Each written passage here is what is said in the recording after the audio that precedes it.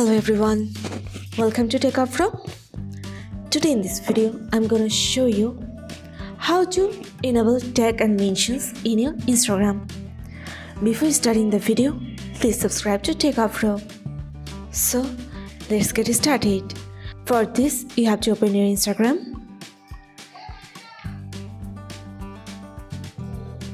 Now go to your profile. Click on menu. Now scroll down. Here you can see tags and mentions. Press on this.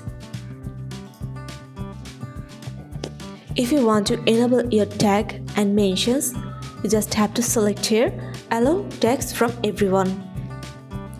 In the mention option, you have to select here Allow mentions from everyone. That's it. So this is how to enable tag and mention in your Instagram. So guys, that's it. You can do this. I think this video is very helpful to you.